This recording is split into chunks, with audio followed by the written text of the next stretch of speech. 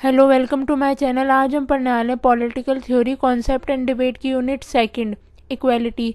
ये इसका lesson third है, equality of opportunity and equality of outcome. ये video BA honours political science के जो स्टूडेंट हैं उनके लिए है for semester third. So let's start the topic. Meaning of equality. जो इक्वालिटी को मानते हैं लोग, उनका मेजर अजम्पशन ये है कि इक्वालिटी जो है वो सेल्फ गवर्निंग सोसाइटी में काफ़ी इंपॉर्टेंट रोल प्ले करती है। और जो वर्ड है इक्वालिटी, ये ओरिजिनेट हुआ है एक्विटलीज और एक्वस और एक्वलीज वर्ड से। ये कुछ ओल्ड फ्रेंच वर्ड है, फ्रेंच और लैटिन वर्ड है, और इनका मतलब है फ्रेंच और लैटिन वर्ड का कि सबके लिए एक समान स्तर बनाया जाए और किसी भी तरह के उसमें भेदभाव ना हो, सब बराबर माने जाए। और जनरल टर्म्स में इक्वालिटी को कह सकते हैं कि हर एक इंडिविजुअल को इक्वालिटी के साथ ट्रीट किया जाए और उनको रिवॉर्ड दिए जाए उनके जो भी उन्होंने सर्विस किया उसके बेसिस पर। It is needed as natural equality. It is thought that all man are born natural and free. ये एक मान्यता है कि जो सभी मनुष्य हैं वो प्राकृतिक और स्वतंत्र पैदा होते हैं, और कोई भी जो भी मनुष्य है वो अपनी फिज़िकल फीचर और मतलब फिज़िकल फीचर और मेंटल जो उसकी कैपेबिलिटीज़ हैं वो सेम नहीं होती। सबकी अलग अलग होती है। कोई स्ट्रांग होते हैं, कोई वीक होते हैं, कोई इंटेलिजेंट होते हैं, और किसी में कुछ एबिलिटीज़ होती है। तो कॉमन वर्ड में ही कहा जाए, जो इक्वालिटी का मीनिंग है वो सबके लिए इक्वल नहीं है। It is consider the opposite of disparity, यानी कि इसे जो है असमानता के विपरीत भी माना जाता है। एंशियंट टाइम से ही हमारे समाज में इक्वालिटी की मांग की जा रही थी, यानी कि मतलब समाज में इक्वालिटी का मतलब जो था वो ये था कि समाज के सभी लोगों को एक समान दर्जा मिलना चाहिए और सभी को समान विशेष अधिकार मिलने चाहिए। लेकिन ये पूरी तरीके से एप्लीकेबल नहीं हो सकता, क्योंकि सभी लोग इक्वल नहीं होते। हर किसी में कुछ ना कुछ डिफरेंसेस पाए जाते हैं। For example, in the same way that all the finger of the hand cannot be equal, in the same way not all people of society can be equal. Equality does not mean that all individuals get equal property. The basis of property sharing is also physical and intellectual inequality. In the end, not every person can get the same property. The real meaning of equality is that all people should get equal opportunity for their development and should not be differentiated based on the caste, birth, religion, sex, class, property, and race. The state should provide proper opportunities for the development of their intellect and personality without any discrimination. One should not be bound to the development of a person by qualification. एक example इसमें दिया गया है कि जिस तरीके से सभी जो हमारे हैंड है उसकी उंगलियां एक तरीके से बराबर नहीं हो सकती, उसी तरह समाज के सभी लोगों को समाज के सभी लोग बराबर नहीं हो सकते। उनको एक समान तौर पर इक्वालिटी प्रोवाइड नहीं की जा सकती। इक्वालिटी का मतलब ये नहीं कि सभी व्यक्तियों को एक तरीके से पूरे इक्वल प्रॉपर्टी मिले, क्योंकि जो प्रॉपर्टी का बंटवारा होगा वो उनके फिज़िकल और इंटेलेक्चुअल इनइक्वालिटी के बेसिस पर होगा। और साथ में हर एक इंडिविजुअल जो है वो उसको एक जैसी प्रॉपर्टी नहीं मिल सकती। और इसके साथ साथ कुछ जो इक्वालिटी है उसके कुछ अलग अलग मीनिंग है, जैसे कि सभी लोगों को अपने विकास के लिए समान अवसर मिलना चाहिए और ये किसी भी तरह के इसमें डिस्क्रिमिनेशन ना हो, जैसे कि कास्ट, बर्थ, रिलीजन, सेक्स, इन सब के बेसिस पर उसके साथ कोई भी भेदभाव ना किया जाए।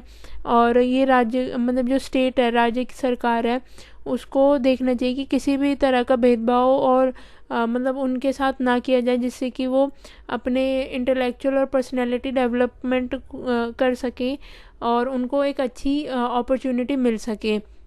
Hair equality has 3 basic element. Equality के कुछ 3 बेसिक एलिमेंट है, जैसे कि absence of special privilege in society, यानी कि समाज में किसी भी तरह का विशेष अधिकार ना हो किसी भी इंडिविजुअल के पास। The presence of adequate and equal opportunity for development of all, सभी के विकास के लिए पर्याप्त एवं समान अवसर दिए जाने चाहिए, सभी को प्रॉपर अपॉर्चुनिटी मिले जिससे कि वो अपनी सोशल और पर्सनल डेवलपमेंट कर सकें। Equal satisfaction of basic need of all, सभी को बुनियादी आवश्यकताओं की जैसे कि खाना पीना ये सारी चीज़ें जो है उनको प्रोवाइड किए जाए, ये जिससे कि सभी लोगों में इक्वल सेटिस्फैक्शन रहे उनकी जो बेसिक नीड है उनके लिए।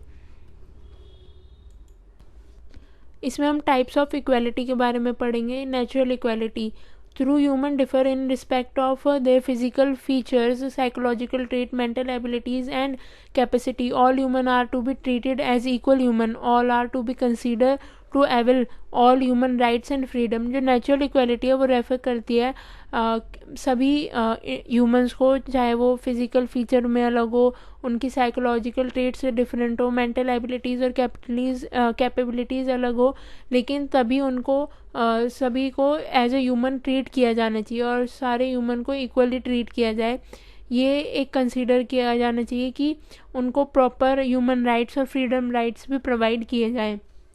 सोशल इक्वालिटी, सोशल इक्वालिटी जो है वो रेफ़र करती है इक्वल राइट्स और अपॉर्चुनिटीज़ को, जिससे कि कोई भी पर्सन है उसको अपॉर्चुनिटीज़ मिले हो जिससे कि वो डेवलप कर सके और किसी भी तरह का उसके साथ डिस्क्रिमिनेशन ना हो, और सच एज सिविल राइट्स और उसकी freedom of speech, property rights, ये सारे जो राइट्स हैं उसको वो उनको प्रॉपरली एक्सेस कर सके। और इसके साथ साथ जो कॉन्सेप्ट है हेल्थ इक्विटी, इकोनॉमिक इक्वालिटी और सोशल सिक्योरिटीज़, ये भी उसको प्रोवाइड किए जाने चाहिए एज ए सोशल इक्वालिटी, और किसी भी तरह का बेसिकली उसके साथ कुछ भी डिस्क्रिमिनेशन ना हो, इस चीज़ के लिए एक लीगली इन्फोर्स लॉ क्रिएट किया जाना चाहिए सोशल इक्वालिटी में, जिससे कि जो पर्सन है वो अपने आप को समाज से अलग ना माने, यानी कि उसके साथ किसी भी तरह का भेदभाव ना हो, जिससे कि वो एक अनसेटिस्फाई रहे।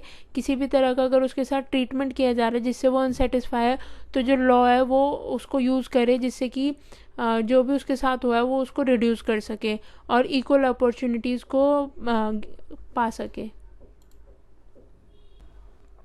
Political equalities, it is referred to as social equal opportunities for participating of all in political process. This involve the concept of granting equal political right for all the citizen with some uniform qualification for everyone. All citizen must possess similar political right. They should have a similar voice in the working of the government, and they should have equal opportunity to actively participate in the political life and affair of the countries.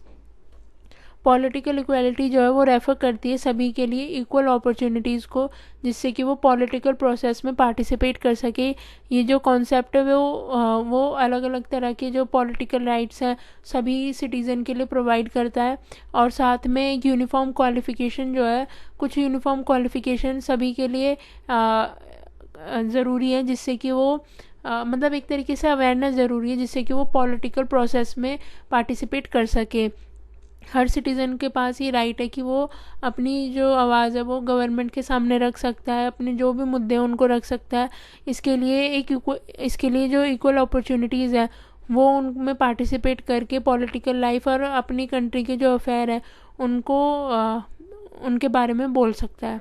Economic equality does not indicate equal treatment और equal reward और equal wages for all. It denote fair and adequate opportunities to all for work and for earning of their livelihoods. It also means that the primary need of all should be fulfilled before the special need of few are gratified. The gap between rich and poor should be lowest. There should be equitable distribution of wealth and resources in society.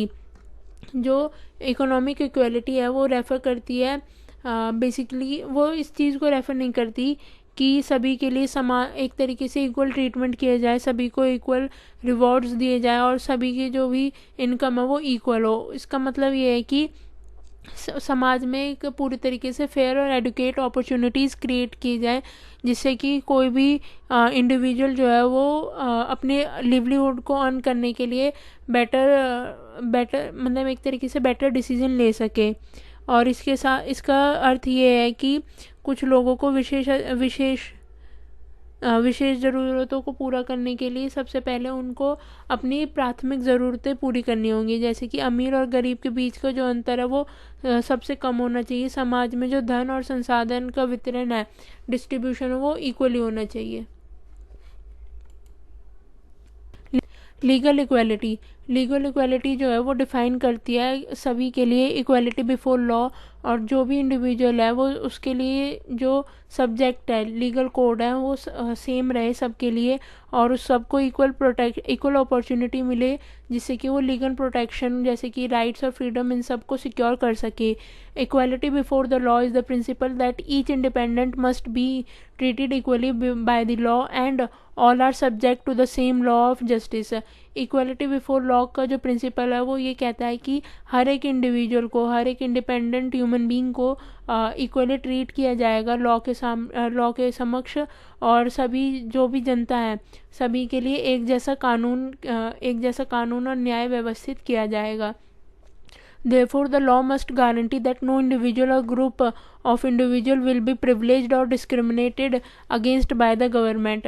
और law जो है ये guarantee करता है individual और कोई भी individual और ग्रुप ऑफ इंडिविजुअल जो है उसको किसी भी तरह का एक तरीके से प्रिविलेज ना दिया जाए। स्पेसिफिक ग्रुप और इंडिविजुअल पर्सन्स को किसी भी तरह की प्रिविलेजेस ना दी जाए और किसी भी तरह का दूसरे लोगों के साथ भेदभाव ना करे government.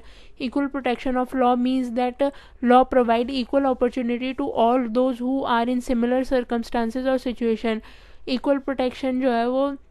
Equal protection of law का मतलब है कि सभी को इक्वल लेवल पर अपॉर्चुनिटीज़ प्रोवाइड की जाए लॉ के लिए, जिससे कि अगर किसी की भी सेम सर्कमस्टांसेस और सिचुएशन है तो वो उसको लीगली जस्टिस कर पाए। This concept is slightly positive in connotation. Thanks for watching. अगर आपको ये नोट्स यूज़फुल लगते हैं तो प्लीज़ चैनल को सब्सक्राइब करें, शेयर करें और वीडियो को लाइक करें। Thank you.